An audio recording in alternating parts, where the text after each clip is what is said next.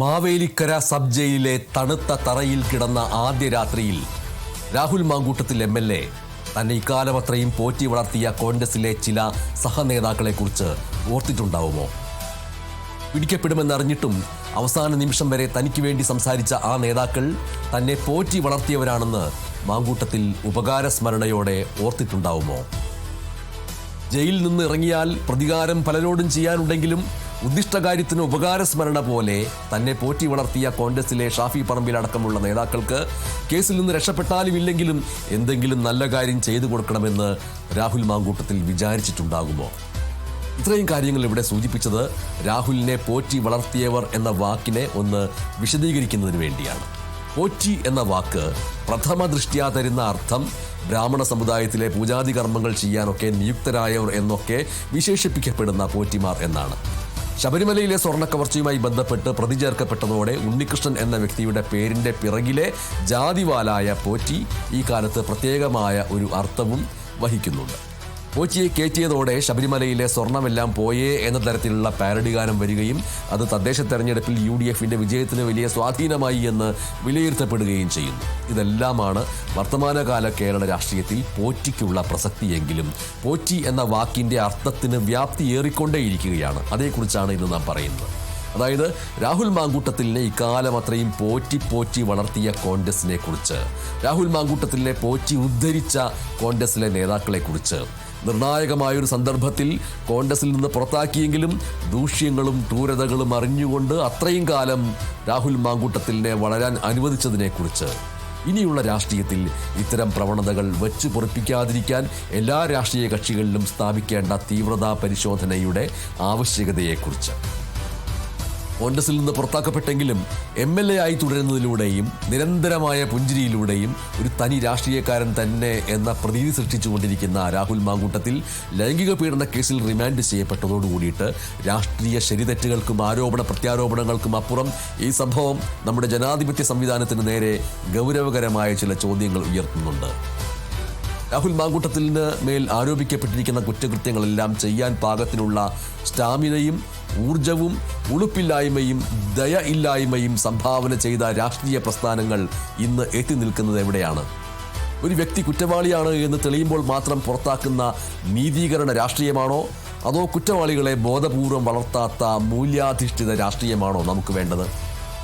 രാഹുലിനെ പുറത്താക്കിയ കോൺഗ്രസ് നടപടി സ്വാഗതാർഹമാണ്, അത് മറ്റ് പാർട്ടികൾക്ക് മാതൃകയുമാണ്. എന്നാൽ ചോദ്യം ഇതാണ്, ഇത്രയും ഗൗരവതരമായ സ്വഭാവ ദൂഷ്യങ്ങളുള്ള ഒരാൾ പാർട്ടിയുടെ ഉന്നത സ്ഥാനങ്ങളിലെത്തും വരെ നേതൃത്വം ഇതറിഞ്ഞില്ലേ? അതോ അറിഞ്ഞിട്ടും കണ്ണടച്ചുവോ? നമുക്ക് ചില കണക്കുകളിലേക്കൊന്ന് പോകേണ്ടതുണ്ട്. 2025 സെപ്റ്റംബറിലെ കണക്കുകൾ പ്രകാരം ഇന്ത്യയിലെ 31% MP-മാരും 29% MLA-മാരും ഗുരുതരമായ ക്രിമിനൽ കേസുകളിൽ പ്രതികളാണ്. 2009 ഇത് വെറും 14%. കേവലം 15 വർഷം കൊണ്ട് ഇത് ഇരട്ടിയിലധികമായിട്ട് വർദ്ധിച്ചു. ഇത് ഏതെങ്കിലും ഒരു പാർട്ടിയുടെ മാത്രം പ്രശ്നമല്ല. BJP-യുടെ 63 MP-മാരും കോൺഗ്രസിൻ്റെ 32 MP-മാരും പട്ടികയിലുണ്ട്. പ്രാദേശിക പാർട്ടികളുടെ അവസ്ഥ ഇതിലും കഷ്ടമാണ്. RJD-യുടെ അന്നുണ്ടായിരുന്ന 4 MP-മാരും ക്രിമിനൽ കേസുകളിൽ പ്രതികളായിരുന്നു. എന്തുകൊണ്ടാണ് ക്രിമിനലുകൾക്ക് രാഷ്ട്രീയത്തിൽ ഇത്ര സ്വീകാര്യത ലഭിക്കുന്നത്? പാർട്ടികൾക്ക് വേണ്ടത് വിന്നബിലിറ്റി അഥവാ ജയിക്കാനുള്ള ശേഷിയാണ്. അതിനായി ഗുണ്ടായിസവും പണക്കൊഴുപ്പുമുള്ളവരെ അവർ വാരിപ്പുണരുന്നു. എതിരാളികളെ കായികമായി നേരിടാനും താഴെത്തട്ടിൽ ഭീതി വിതയ്ക്കാനും ഇത്തരം ക്രിമിനലുകളെ പാർട്ടികൾ വളർത്തിയെടുക്കുന്നു. ഇത് ജനാധിപത്യത്തെ മലിനമാക്കുകയാണ്. നമ്മുടെ കേരളത്തിലേക്ക് വരാം. വിദ്യാഭ്യാസം കൊണ്ടും പ്രബുദ്ധത കൊണ്ടും നാം ഒന്നാമതാണ് എന്ന് അഹങ്കരിക്കുമ്പോഴും രാഷ്ട്രീയ കൊലപാതകങ്ങളും സ്ത്രീപീഡന കേസുകളും നമ്മുടെ നേതാക്കളുടെ പേരിൽ നിരന്തരം ഉയർന്നുകൊണ്ടിരിക്കുന്നു. രാഹുൽ മാങ്കൂട്ടത്തിലിൻ്റെ കേസ് ഒരു ഒറ്റപ്പെട്ട സംഭവമല്ല. വിദ്യാർത്ഥി രാഷ്ട്രീയം മുതൽക്കേ അക്രമത്തിലും മാർക്ക് തട്ടിപ്പിലും സ്ത്രീപീഡനത്തിലും ഉൾപ്പെടുന്നവർ പാർട്ടികളിൽ സംരക്ഷിക്കപ്പെടുന്നു. സ്വന്തം അധ്വാനവും സമയവും മൂല്യങ്ങൾക്കായി മാറ്റിവെക്കുന്ന നിശബ്ദരായിട്ടുള്ള പ്രവർത്തകർ പിന്തള്ളപ്പെടുന്നു. പകരം സോഷ്യൽ മീഡിയയിലെ വാചക കസർത്തും അഹങ്കാരവും ഗുണ്ടായിസവും മുണ്ടുമടക്കി കുത്തിയുള്ള നടത്തവും ഉള്ളവർ മുൻനിരയിലേക്ക് വരുന്നു. ഇവരെ തിരുത്താൻ പാർട്ടികൾക്ക് സാധിക്കുന്നില്ല. ഇവിടെയാണ് സ്വഭാവ ഓഡിറ്റിൻ്റെ പ്രസക്തി വരുന്നത്. ക്യാരക്ടർ ഓഡിറ്റ് എന്നത് ഒരു വ്യക്തിയെ രാഷ്ട്രീയ പ്രസ്ഥാനങ്ങളുടെ നേതൃസ്ഥാനത്തേക്ക് ഉയർത്തുന്നതിന് മുൻപ് അയാളുടെ പശ്ചാത്തലം പരിശോധിക്കാൻ നിഷ്പക്ഷമായിട്ടുള്ളൊരു സംവിധാനം ഓരോ പാർട്ടിക്കുള്ളിലും ഉണ്ടാവണം. നമ്മൾ ഇന്ന് കാണുന്ന ഈ മൂല്യച്യുതി ഇത്രത്തോളം രൂക്ഷമായിരുന്നില്ലെങ്കിലും പെട്ടെന്നുണ്ടായ ഒന്നല്ല. കേരള രാഷ്ട്രീയത്തിൻ്റെ ചരിത്രം പരിശോധിച്ചാൽ അധികാരത്തിൻ്റെ തണലിൽ ഇത്തരം കേസുകൾ എങ്ങനെയൊക്കെ കൈകാര്യം ചെയ്യപ്പെട്ടു, ഒതുക്കപ്പെട്ടു എന്ന് നമുക്ക് കാണാം. സൂര്യനെല്ലി കേസ് മുതൽ ഐസ്ക്രീം ബാറിൽ കേസ് വരെ നാം അതിന് സാക്ഷികളാണ്. 90കളിൽ കേരളത്തെ ഉലച്ച ഒന്നായിരുന്നു സൂര്യനെല്ലി കേസും വിതുര കേസുകൾ.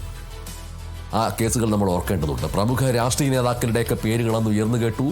പക്ഷേ അന്നത്തെ രാഷ്ട്രീയ അന്തരീക്ഷം പ്രതികളെ സംരക്ഷിക്കുന്നതിനോ അല്ലെങ്കിൽ നിയമത്തിൻ്റെ പഴുതുകൾ ഉപയോഗിച്ച് രക്ഷപ്പെടുത്തുന്നതിനോ ആണ് ശ്രമിച്ചത്. അടുത്ത കാലത്ത് ഒരു ഫോൺ കെണിയിൽ കുടുങ്ങി മന്ത്രിസ്ഥാനം രാജിവെക്കേണ്ടി വന്ന സാഹചര്യം നാം കണ്ടു. എ.കെ. ശശീന്ദ്രൻ്റെ കാര്യത്തിൽ ധാർമ്മികതയുടെ പേരിൽ രാജി എന്ന് പറയുമെങ്കിലും പാർട്ടിയുടെ സംവിധാനങ്ങൾ അപ്പോഴും ആ വ്യക്തിയെ എങ്ങനെ തിരികെ കൊണ്ടുവരാമെന്നതിലാണ് ശ്രദ്ധ കേന്ദ്രീകരിച്ചത്. വി.കെ. ശശി CPI നേതാവ് പാലക്കാട്ടെ ഒരു വനിതാ നേതാവ് പരാതി നൽകിയപ്പോൾ അത് പോലീസിന് വിടുന്നതിന് പകരം പാർട്ടിയുടെ കമ്മീഷനെ വെച്ച് ഒതുക്കി തീർക്കാൻ ശ്രമിച്ചതും കേരളം കണ്ടതാണ്. ഇവിടെയാണ് രാഹുൽ മാങ്കൂട്ടത്തിലിൻ്റെ കേസ് വ്യത്യസ്തമാകുന്നത്. ആരോപണം വന്ന ഉടനെ അല്ലെങ്കിൽ പോലും ആരോപണങ്ങൾ ശക്തമായ സാഹചര്യത്തിൽ പുറത്താക്കി എന്നുള്ളത് ശുഭസൂചനയായിട്ട് തോന്നി. എങ്കിലും ഇയാൾ ഇക്കാലം അത്രയും അതിന് സമാനമായിട്ടുള്ള മറ്റ് നിരവധി സംഭവങ്ങൾ മറ്റ് പലരോടും ചെയ്തതിനെക്കുറിച്ച് അറിവുണ്ടായിരുന്ന സഹനേതാക്കൾ പോലും മാങ്കൂട്ടത്തിലിനെ പിന്നെയും വളർത്താൻ ശ്രമിച്ചു. അതല്ലെങ്കിൽ ആ ഭീഷണമായിട്ടുള്ള അയാളുടെ വളർച്ചയെ പ്രതിരോധിക്കാൻ പോലും ഭയന്നു. അവസാനം പിടി വീഴുമെന്നും വോട്ട് ബാങ്കിനെ ബാധിക്കുമെന്നും മനസ്സിലായപ്പോൾ മാത്രം പുറത്താക്കൽ. അതും ഉന്നതരായ പല നേതാക്കൾക്കും പുറത്താക്കലിനോട് താല്പര്യമില്ലായിരുന്നു എന്നുള്ള വാക്കുകളുടെ അകമ്പടിയോടെയാണ്. എങ്കിലും മുൻകാലങ്ങളിൽ ഇത്തരം കേസുകളിൽ പാർട്ടികൾ കാണിച്ച ഇരട്ടത്താപ്പ് ഇപ്പോഴും ജനങ്ങളുടെ മനസ്സിലുണ്ട്. അത് കഴുകിക്കളയാൻ കേവലം ഒരു പുറത്താക്കൽ കൊണ്ട് മാത്രം സാധിക്കില്ല. ഇനി നമുക്കിതിൻ്റെ നിയമപരമായിട്ടുള്ള വശങ്ങളിലേക്കൊന്ന് കടക്കാം. ഒരു രാഷ്ട്രീയ നേതാവിനെതിരെ പീഡനക്കേസ് വരുമ്പോൾ അത് കേവലം ഒരു ക്രിമിനൽ കേസ് മാത്രമല്ല, അത് അധികാര ദുർവിനിയോഗത്തിൻ്റെ പരിധിയിൽ കൂടി വരുന്നു.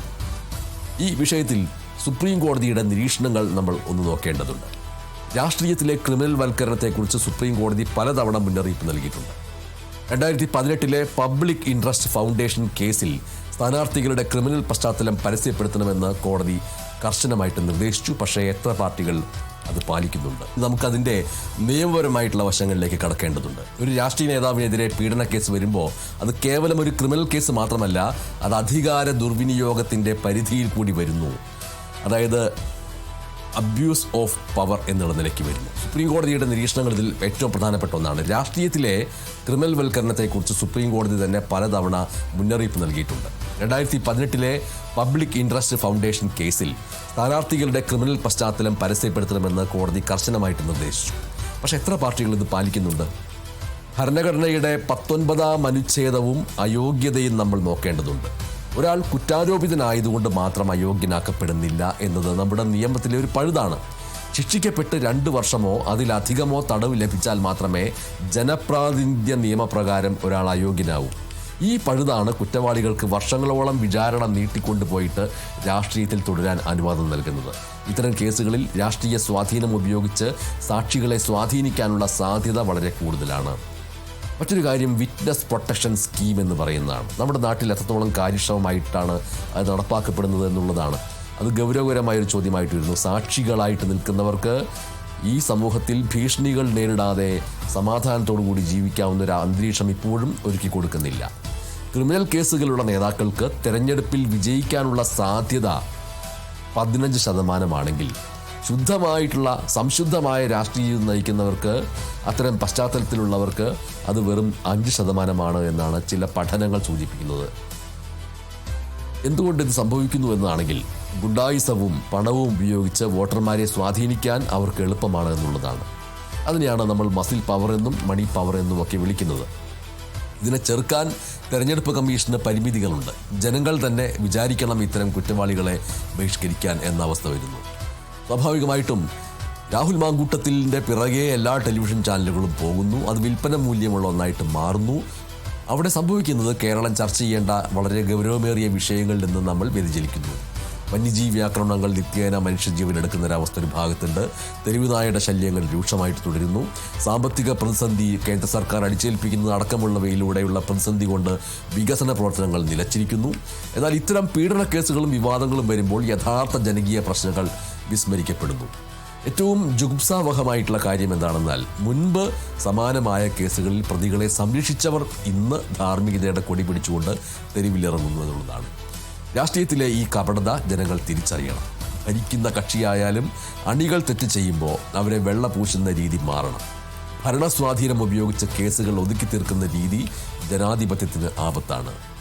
നമ്മുടെ മുന്നിലുള്ള വഴി ഒന്നേയുള്ളൂ: രാഷ്ട്രീയത്തെ ഈ വെള്ളാനകളിൽ നിന്ന് മോചിപ്പിക്കുക.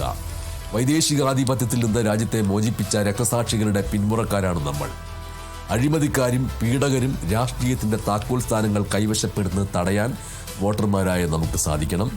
വരുന്ന നിയമസഭാ തെരഞ്ഞെടുപ്പിലെങ്കിലും സ്ഥാനാർത്ഥികളെ നിശ്ചയിക്കുമ്പോൾ പാർട്ടികൾ ക്രിമിനൽ പശ്ചാത്തലം പരിശോധിക്കട്ടെ. കേവലം തെരഞ്ഞെടുപ്പ് ജയത്തിനപ്പുറം ജനാധിപത്യത്തിൻ്റെ ശുദ്ധീകരണത്തിന് അവർ തയ്യാറാകണം. രാഹുൽ മാങ്കൂട്ടത്തിലിൻ്റെ കേസിൽ നിയമം നിയമത്തിൻ്റെ വഴിക്ക് പോകട്ടെ. കോടതി വിധി വരുന്നതുവരെ ആ വ്യക്തി കുറ്റാരോപിതൻ മാത്രമാണ്. പക്ഷേ ഇത്തരം സംഭവങ്ങൾ നൽകുന്ന പാഠം ഉൾക്കൊണ്ട് ഒരു പുതിയ രാഷ്ട്രീയ സംസ്കാരം കെട്ടിപ്പടുക്കാൻ കേരളത്തിന് സാധിക്കണം എന്ന് മാത്രമാണ് സൂചിപ്പിക്കാനുള്ളത്. നന്ദി, നമസ്കാരം.